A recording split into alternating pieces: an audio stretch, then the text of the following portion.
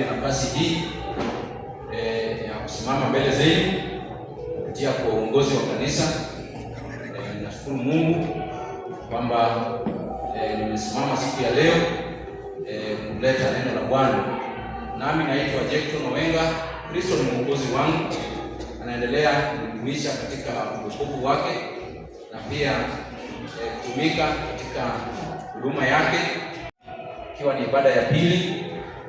Tulishakuwa na ibada ya kwanza, na pia watoto wetu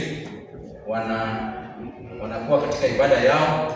Kwa hivyo tunaomba kwamba tunapokuja na watoto tunawakumbusha kuingia katika ibada ambayo huwa inaendelea hapo nyuma, na inawasaidia zaidi wanapojumuika pamoja na wenzao katika masomo. Wakati huu tunaendelea kukumbuka kusulubiwa kwa Yesu Kristo na kufufuka kwake, na inakuwa ni jambo la maana sana katika wokovu wetu, pia katika imani yetu, na hiyo ndio inatupa tumaini. Tumaini letu ni kwamba inatupa ushindi. Tumaini letu ni kwamba yale ambayo yanaonekana hayawezekani yanawezekana kupitia kwa Bwana wetu Yesu Kristo. Tulisoma katika kitabu cha Mark, tuliona vile yale yaliyofanyika wakati Yesu Kristo alikuwa alikata pumzi ya mwisho. Tunaona kwamba pale katika hekalu tukaona kwamba pazia ilipasuka. Bwana Yesu asifiwe. Bwana apewe sifa. Tunaona kwamba pazia ilipasuka, na hapo ndio tutaanza, kwa sababu hiyo kupasuka kwa pazia inatuleta kutoka kwa kitabu ambacho tumekuwa tukifunzwa na mchungaji wetu, hii kitabu cha Mambo ya Walawi. Bwana Yesu asifiwe. Kitabu cha Mambo ya Walawi ilikuwa imetangulia hapo kutuonyesha jinsi ya kumwabudu Mungu, na hiyo jinsi ya kumwabudu Mungu ilikuwa tunaelekezwa hivyo na Mungu, ama wana wa Israeli walikuwa naelekezwa hivyo, kwa sababu dhambi zetu zilikuwa zimetutenganisha na Mungu. Bwana apewe sifa. Dhambi zetu zilikuwa zimetutenganisha na Mungu, na kwa hivyo haungeweza kufikia Mungu kwa njia lolote. Wewe ungeleta tu maombi yako, labda wakati umetenda dhambi fulani ungeleta dhabihu yako, na hiyo dhabihu ingeandaliwa tu na kuhani. Na katika hiyo nyumba ambayo ilikuwa the tabernacle ama hekalu, ilikuwa imegawiwa mara mbili. Kuna pahali au makuhani wanaandaa hiyo dhabihu na anaiwasilisha kwa Mungu penye Mungu alikuwa, na hapo katikati kulikuwa pazia. Bwana Yesu asifiwe. Kwa hivyo hata yule aliyekuwa ameleta hiyo dhabihu angeweza kumfikia Mungu. Ni huyu kuhani ndio angepeleka hiyo sacrifice ambayo ulileta. Na umekuwa maelezo mingi sana kuhusiana na vile ilikuwa inaandaliwa. Tunaona vile zingine zilikuwa mazito, tunaona vile kama ilikuwa ni ng'ombe ya dume, kama ilikuwa ni mbuzi fulani, kama ilikuwa kondoo. The sacrifices were well defined katika hali ya kila dhambi ambao ungetenda, na watu walikuwa wanajitahidi kuyaleta. Alifunza peace offering, alifunza sin offering, kulikuwa trespass offering, grain offering, kulikuwa sadaka za aina mingi ambazo ungeleta mbele za Mungu, lakini haungeweza kumfikia Mungu kwa sababu dhambi zetu ndio zimetutenganisha na tuko mbali, wakawa wako mbali sana na Mungu, katikati hapo ungekuwa tukubani. Kwa hivyo siku ya leo tutajifunza tu how to become God's people, how to become God's people or God's children, kwa sababu kila wakati tumekuwa tukisema wana wa Israeli walikuwa God's chosen nation, kwamba walikuwa nyumba ambayo Mwenyezi Mungu alikuwa amewapenda sana, na katika hiyo hali ya kuwapenda sana ndio alipanga kuwatoa katika mkono wa wana wa Misri penye walikuwa wanateswa, na katika hiyo wakati akafanya agano na hao, for you to become God's child. Kuna hiyo agano yenye Mungu anafanya na wewe.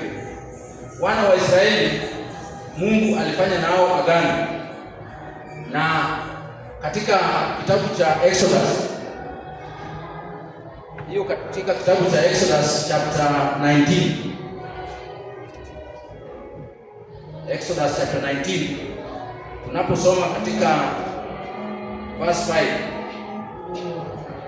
Exodus chapter 19 tunaposoma verse 5,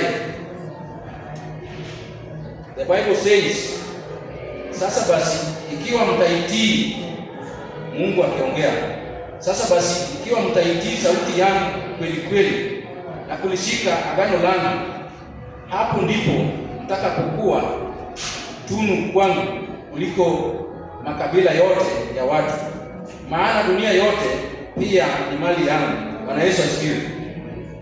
Neno linatuambia katika hiyo agano yenye Mungu alitengeneza na wana wa Israeli kwamba kama mtatii sauti yangu kweli kweli na kulishika agano langu, hapo ndipo mtakuwa tunu kwangu kuliko makabila yote ya watu, maana dunia yote pia ni mali yangu.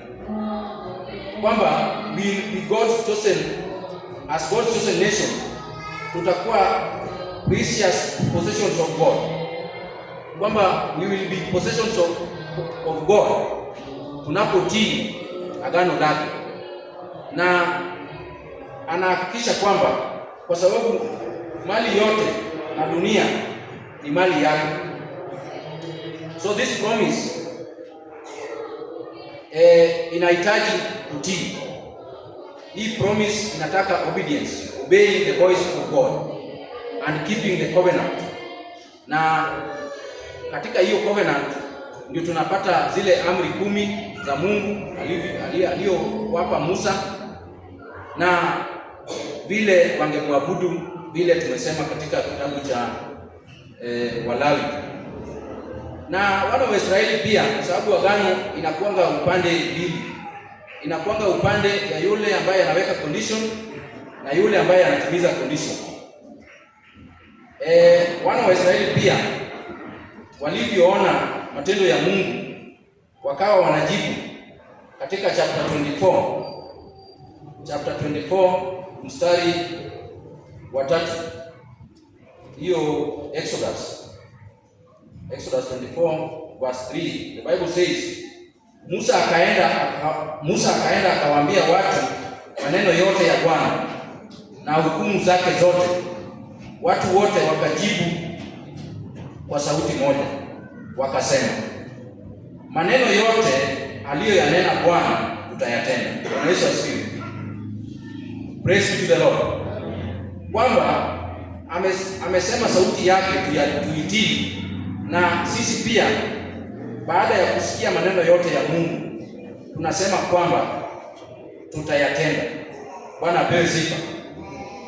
Kwa hivyo hiyo ndio agano lenye lilikuwa pale, na pia ndio agano ambayo inatuongoza hata wakati huu, kwamba tuitii neno la Bwana, tuitii sauti ya Bwana, nasi tutakuwa wana wake, nasi tutakuwa mali yake ya dhamani, hata juu ya makabila mengine, hata juu ya watu wengine.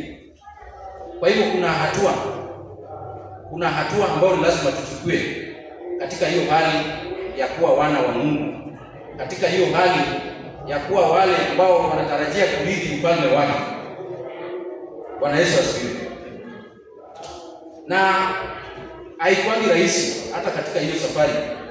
Haikuangi rahisi hiyo safari ya kutafuta ufalme wa Bwana, hiyo safari ya kutumika ama kumtii neno la Bwana. Tunakumbuka vile tulivyosoma wakati Mungu alipanga kuwatoa wana wa Israeli katika mikono wa Farao na wa Misri. Na katika hiyo safari tunaona wana wa Israeli wameanza kulalamika, wameanza kunung'unika.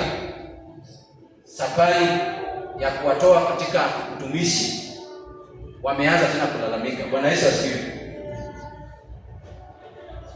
Hiyo ndio safari ambayo tuko kama Wakristo. Hiyo ndio safari ambayo tuko, safari ya wokovu. Unaweza chukua hiyo safari ya wana wa Israeli ya kuelekea Kanaani kama safari yako ya wokovu. Bwana Yesu asifiwe. Katika hiyo jangwa penye walikuwa wanapitia, kuna yale wakalilia Musa kwamba wanakosa: hali ya chakula, hali ya maji. Pia wakawa waoga katika wale maadui ambao walikuwa wanawafuata nyuma, na hata maadui pia ambao walikuwa majirani ya kule Kanaani. Hiyo safari yao walikuwa wanaona wale ni watu shujaa, wale ni watu ambao ni wako na ujasiri mwingi, nao walitisika, wakawa na wasiwasi. Hata tuliposoma tuliona Musa akiwaambia wasimame imara. Exodus 14 from verse 10.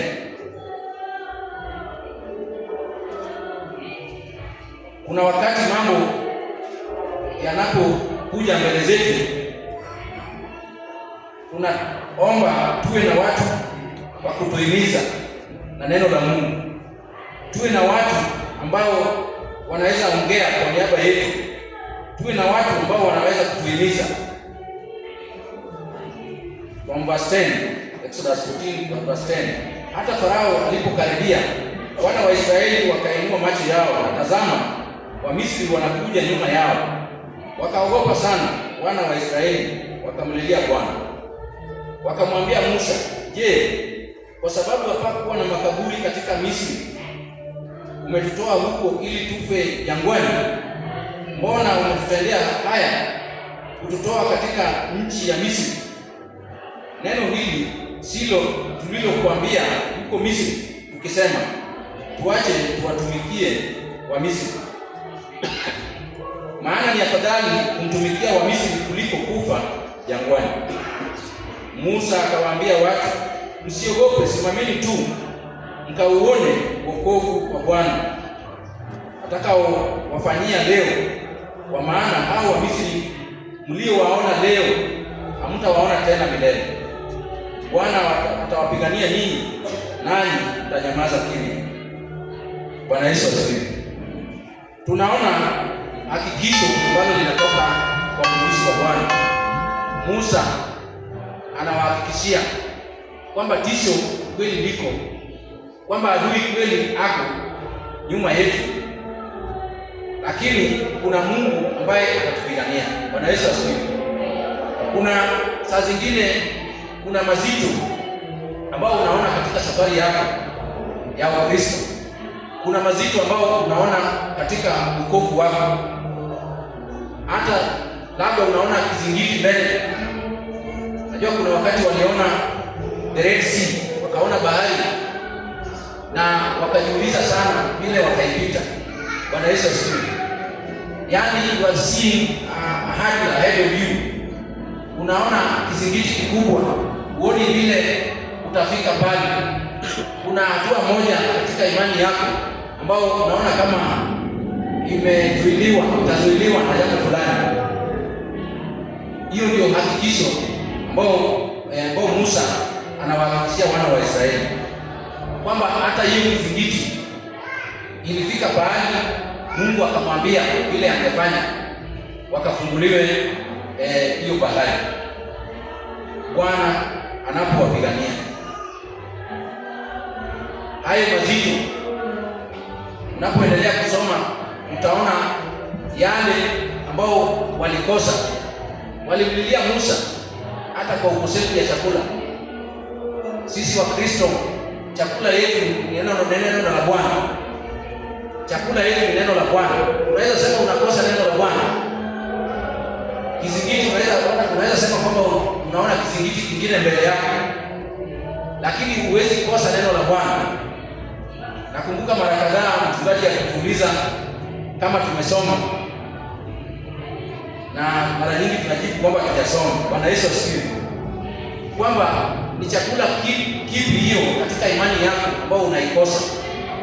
Nao walikosa chakula, wakakosa maji, na wakamlilia Musa. Bwana Yesu asifiwe. Wakamlilia Musa kwamba kwa nini unatuleta huku? Tungekuwa tunawatumikia wale, lakini angalau tunapata chakula. Saa zingine katika imani yako you regret the step you made to get salvation. Bwana Yesu asifiwe. Umefika hiyo pahali you are regretting that step of salvation, that step of faith ambao ulichukua. Bwana Yesu asifiwe. Wale walikuwa wana regret kutoka kwa utumishi. Wewe hatua yako ya kuingia katika nyumba ya Bwana, hatua yako ya kushiriki hapa St. Mark's, hatua yako katika imani yako, kuna pahali umelalamika ama umenung'unika, kwa sababu tunapoendelea hapo mbele unaona wana wa Israeli mambo yenye ilikuwa na watoa kwa uso wa Bwana ilikuwa ni kunung'unika. Mambo yenye ilikuwa na watoa katika uso wa Bwana, katika ufalme wa Bwana ni complaints. They complained to Moses. They complained to Moses and Aaron, wale ambao walikuwa wameteuliwa na kutumwa na Mungu. Kwa jambo lolote kuna viongozi, nao walikuwa viongozi wao.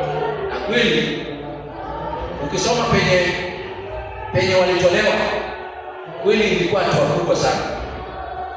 Farao alikuwa na moyo mgumu sana. Kama neno linatuambia Mungu alifanya moyo wake kuwa mgumu. Bwana Yesu asifiwe. Mungu anasema alifanya moyo wa Farao kuwa mgumu, kutokubali kuwaacha wana wa Israeli. Na kuna mateso kadhaa ambao ilibidi Mungu awafanyie wana wa Misri ndio waone kweli kwamba ni mkono wa Mungu, ndio waone kweli kwamba ni mkono wa Mungu, aone kweli kwamba ni nguvu zake Mungu wa kweli. Farao alikuwa ni kiongozi ama mfalme mwenye kiburi sana, na ilibidi Mungu achukue hiyo hatua. Kwa hiyo sisi ambao ni Wakristo wakati huu tusikuwe na moyo mgumu tunapotafuta uso wa Bwana, tunapotafuta kuwa wana wa Bwana, kwa sababu Mungu ametengeneza agano nasi. Bwana Yesu asifiwe. Ametengeneza agano nasi kwamba tutamtii, nasi kupitia kwa sauti ya wana wa Israeli tunasema kwamba yote ambao amesema tutayafanya, kwa sababu tunaamini katika nguvu zake, tunaamini katika uwezo ambao ako naye juu ya maisha yetu. Hata kama kuna vizingiti gani ambao unaweza kuwa unaona katika safari yako. Wana wa Israeli kila wakati walikuwa wanaleta mambo yao kwa Musa, wewe uko na ndugu yako, wewe uko na dada yako, wewe uko na ushirika wako, uko na mtumishi wako, kuhani tuko naye. Ni jambo gani hilo ambalo hujaleta iwekwe mbele za Mungu? Kwa sababu hizo ndio njia sasa ya kusimama kama watoto wa Mungu. Njia za kusimama kama watoto wa Mungu ni kusimama katika maombi, kusimama katika kumtii Bwana na yote ambao anatuwazia. Tunaweza kuwa hatuoni mbele, lakini yeye ameshaona mbele. Hata wana wa Israeli walipokuwa wanapelekwa kule Kanaani, hawangeweza kuamini kwamba huko kutakuwa kuzuri na maisha yao, na hiyo ndio sababu kuna wakati walikuwa wanalalamika na kunung'unika zaidi. Bwana anatuwazia mema kama wana wake, na ako na mipango mema katika maisha yetu, vile tulivyoona katika hiyo kitabu cha Leviticus. Hiyo sacrifices ambazo zingetolewa, hiyo ndio jinsi ya kuabudu yenye tungekuwa nayo, lakini kwa sababu Mungu anatuwazia mema kila wakati, akaleta mwana wake wa pekee, akaleta Yesu Kristo. Bwana Yesu asifiwe. Vile tulivyokuwa mbali na Mungu kwa sababu ya dhambi zetu, Mungu akatengeneza njia ya kukuja karibu naye bila hizo sadaka zote, lakini sadaka moja timilifu, mwana wake Yesu Kristo. Sadaka moja timilifu, mwana wake Yesu Kristo. Na pia ile pazia ambayo ilikuwa kati ya zile rooms katika ile tabernakulo kama hekalu, hiyo ndio ilikuwa inazuia sana watu wasimwone Mungu. Unapata tuliposoma hapo, tulipata kwamba pazia ilipasuka. Hebu tusome katika Marko 15. Marko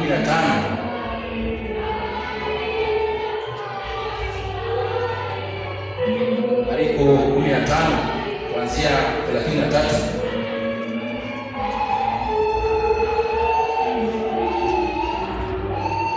Mungu anaendelea kutuleta karibu naye kupitia kwa mwana wake Yesu Kristo. Nasi kazi yetu ni kutii, kutenda vile neno lake linatuambia, naye anatuhakikishia kwamba tutakuwa wana wake na tutapata urithi wake. Verse 33. Na ilipokuwa saa 6, palikuwa na giza juu ya nchi yote hata saa 9. Na saa 9 Yesu akapaza sauti yake kwa nguvu, Eloi, Eloi, lama sabakthani, maana yake Mungu wangu, Mungu wangu, mbona umeniacha?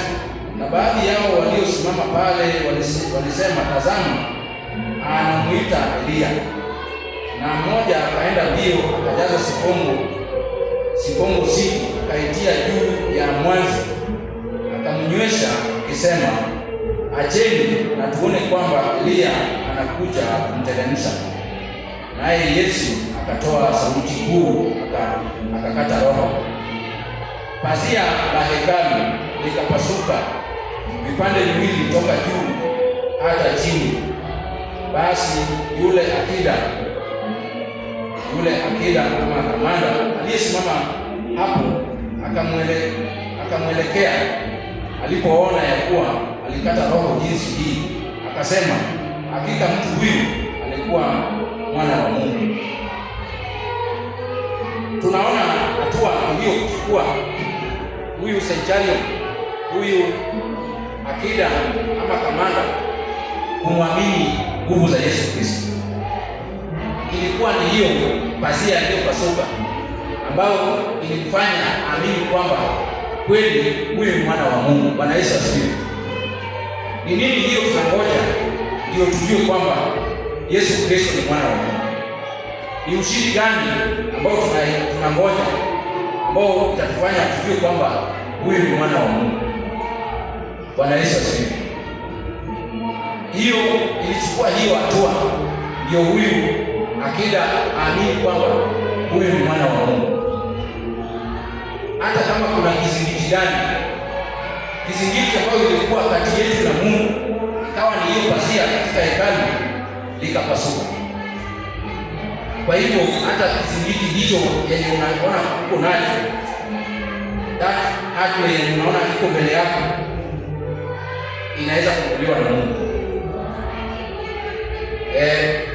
Bwana wetu Yesu Kristo anaweza kuling'oa katika jina lake, na inaweza pasuka tupate njia rahisi ya kumfikia Mungu. Kwa hivyo kila mmoja wetu ako na nafasi ya kumfikia Mungu. Kila mmoja wetu ako na nafasi ya kumwomba Mungu na Mungu amsikie na Mungu amjibu kulingana na mapenzi yake. Hiyo ndio hakikisho ambao Mungu anatupa kama wana wake kwamba hajatuacha, bado anatuwazia mema, bado anatupea njia ya kumfikia. Bwana Yesu asifiwe. Hakuna mwenye anaweza sema kwamba njia yake imefungika. Hakuna mwenye anaweza sema kwamba hawezi kufikia Mungu kwa sababu pazia imepasuka. Sasa sio ile kuabudu kupitia kwa dhabihu za aina mbalimbali ambayo ilikuwa inafanyika kule na wana wa Israeli pale na wana wa Lawi. Wana wa Lawi, wana wa Aroni walikuwa kuhani pale na walikuwa wanasaidiwa na wana wa Lawi. Kwa hivyo wewe ungeleta tu dhabihu yako ukaiweka pale nje, hiyo ingesongezwa na wana wa Lawi inapoenda kwa wale kuhani. Sasa hiyo pazia ndio imepasuka. Hiyo pazia ndio imepasuka katika kufa kwa Yesu Kristo msalabani. Bwana Yesu asifiwe. Hiyo ndio njia jinsi unaweza kujua nguvu za Kristo Yesu, na anatuhakikishia katika Ufunuo, anatuhakikishia katika Ufunuo wa Yohana, Ufunuo wa Yohana 1:18. Yesu mwenyewe anatuhakikishia kwamba yeye, Ufunuo wa Yohana 1:18,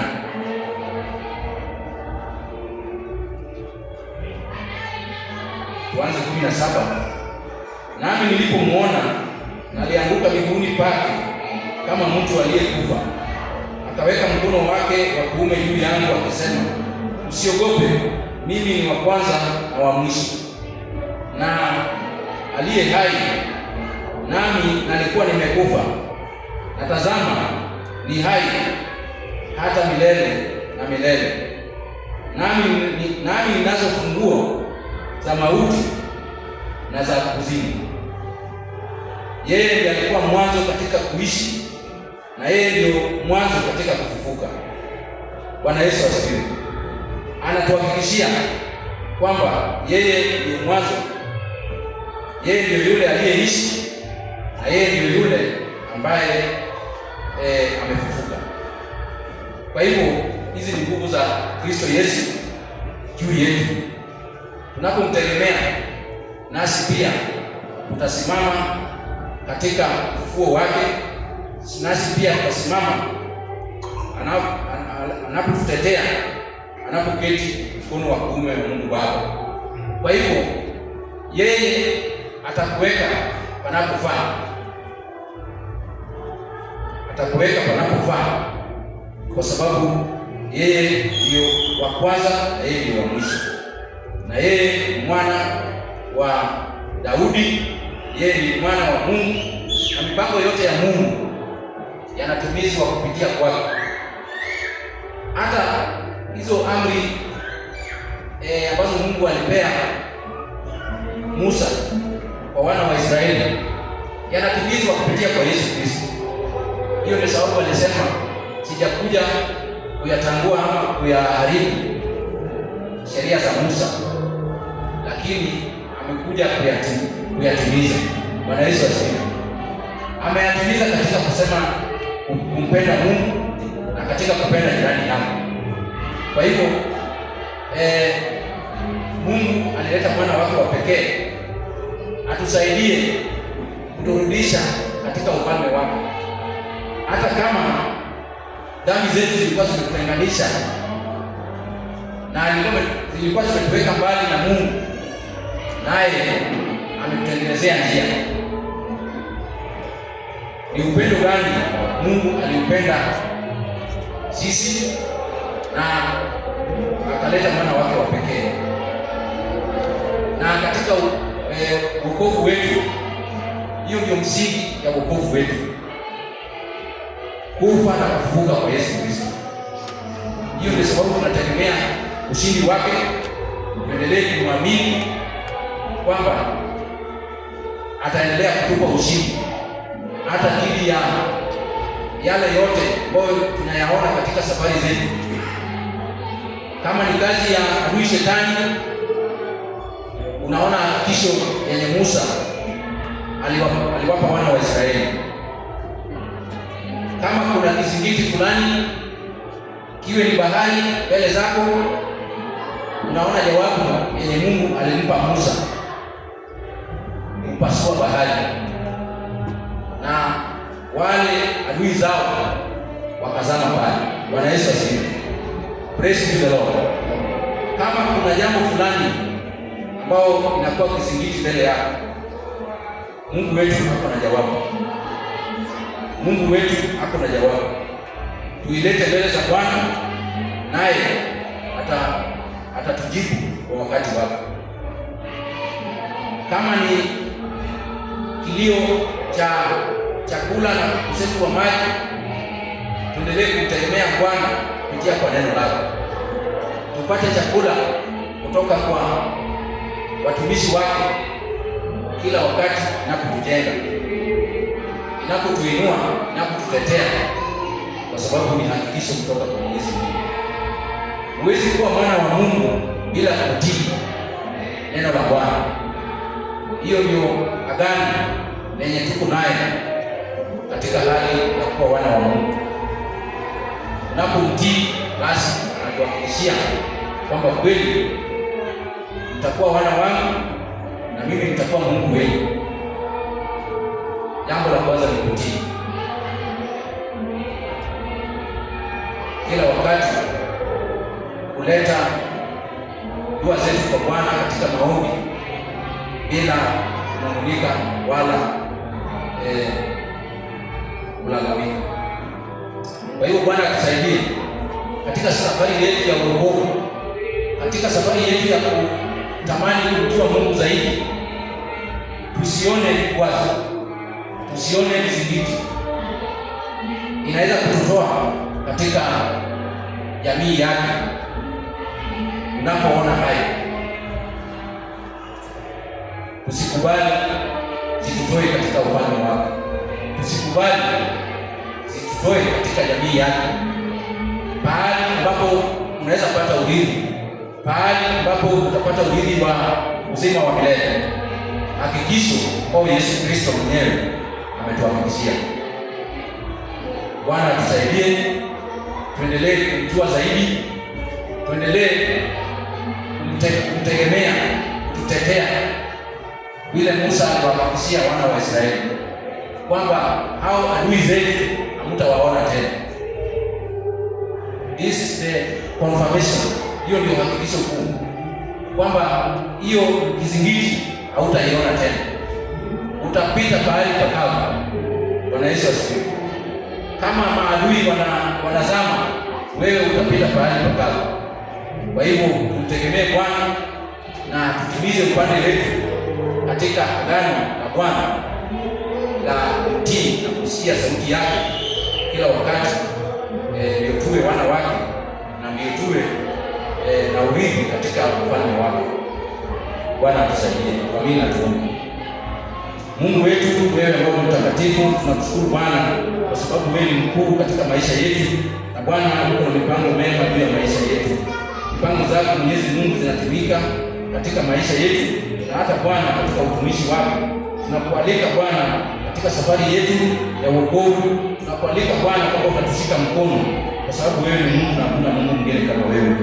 Tusaidie kupitia kwa Roho wako Mtakatifu, tuilinde agano lako Bwana katika imani yetu kwa utukufu wa jina lako.